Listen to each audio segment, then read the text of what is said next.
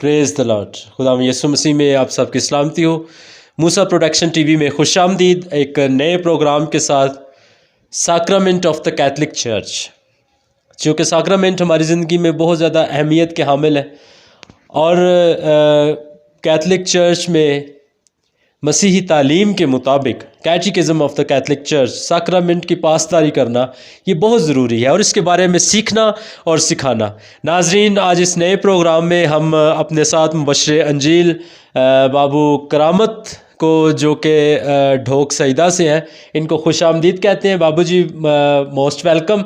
आपने हमारी इस मुलाकात को, इस मीटिंग को कबूल किया और हमें मौका दिया कि हम आपके इल्म से मुस्तफ़िद हों। आप हमारे नाज़रीन को भी अपने इल्म से ज़रूर मुस्तफ़िद कीजिए। आज बाबूजी हमारे साथ निकाह का जो सैक्रामेंट है, उसकी जो थियोलॉजी है, उसकी जो ज़रूरत और अहमियत है, वो बयान करेंगे। नाज़रीन, ज़रूर अपनी ज़िंदगियों में खुदावंद यीशु मसीह के कलाम को अपनाएं, हर रोज़ पढ़ें। मसीह यीशु में आप सबकी सलामती हो।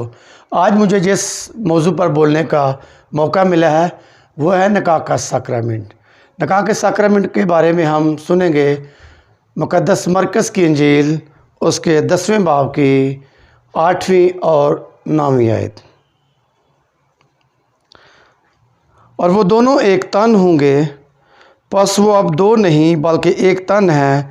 पस जिसे खुदा ने जोड़ा है उसे इंसान जुदा ना करे।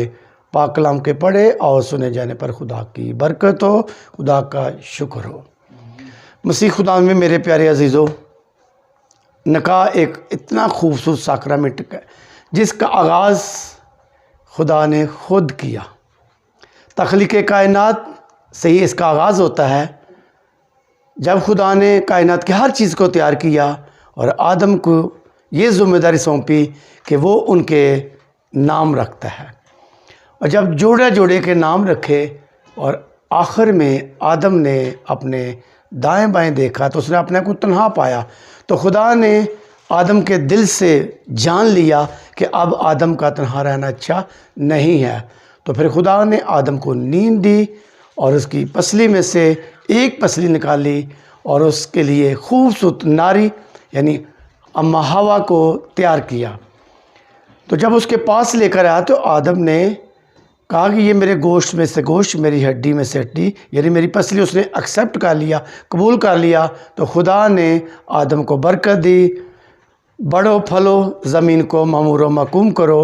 तो ये निकाह के सैक्रामेंट की बरकत, वहाँ से इसका आगाज़ हुआ और उनकी ख़ानदानी ज़िंदगी का आगाज़ हुआ।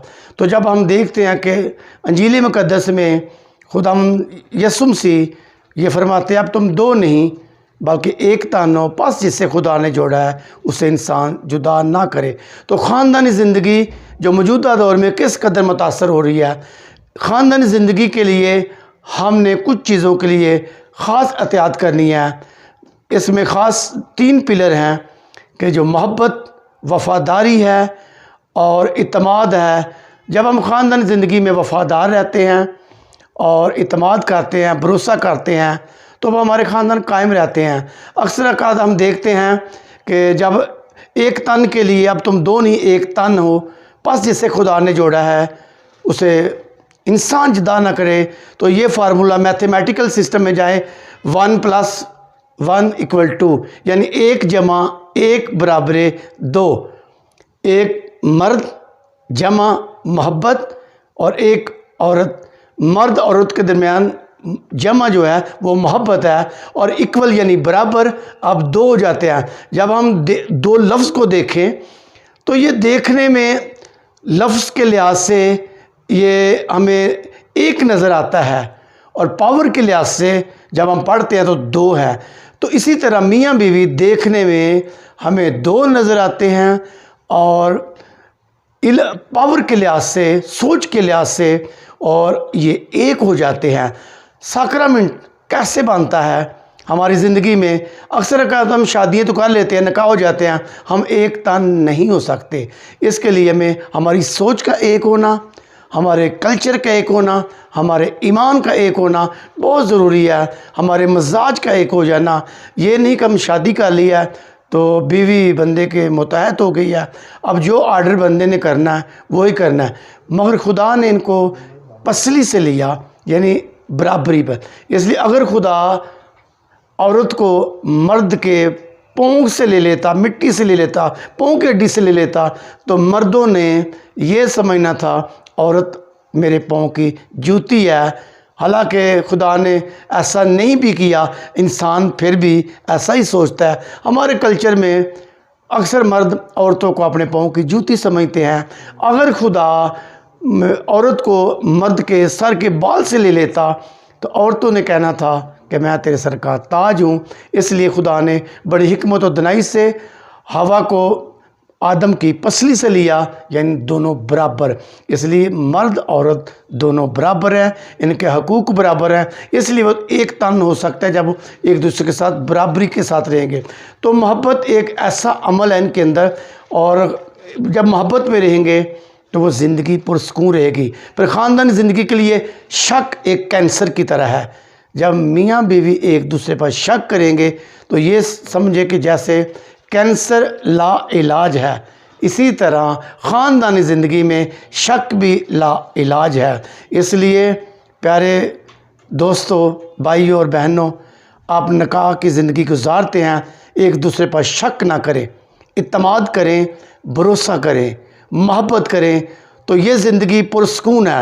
پھر نجات کی زندگی کے لیے جیسے نجات کے 7 دروازے ہیں، 7 ساکرامنٹ نجات کے 7 دروازے ہیں، اور خاندانی زندگی بھی 7 ساکرامنٹوں میں یہ بھی ایک نجات کا دروازہ ہے۔ اکثر اوقات ہم یہ سمجھتے ہیں کہ اگر ہم دوسرے ساکرامنٹ، نہ کوئی اعلیٰ ہے نہ ادنا، یہ 7 ساکرامنٹ برابر ہیں۔ اور خاندانی زندگی میں اکثر شادی شدہ لوگ اپنے آپ کو کم تر سمجھتے ہیں، او جی اسی دنیا دار ہاں، اسی اتنی خوبصورت زندگی نہیں گزار سکتے۔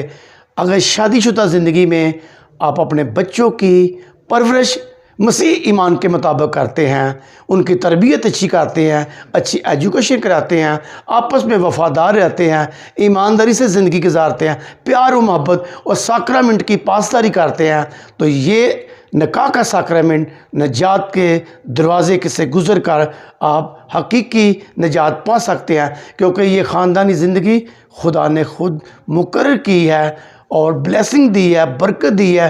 اس لیے شادی شدہ زندگی میں گو کہ یہ مشکل زندگی ہے، ایک مرد کے ساتھ ایک عورت کے ساتھ رہنا، ایک تن ہونا بہت مشکل ہے، مگر جب آپ کلام کے مطابق زندگی گزارتے ہیں تو آپ ہمیشہ ایک دوسرے کی محبت کو محسوس کریں۔ پھر یہ فیلنگ ہوتی ہے ایک دوسرے کی، جب ہم فیلنگ کرتے ہیں، ایک دوسرے کا احساس کرتے ہیں، ایک دوسرے سے پیار کرتے ہیں، تو میاں بیوی کے محبت سے بچے آپ سے سیکھتے ہیں۔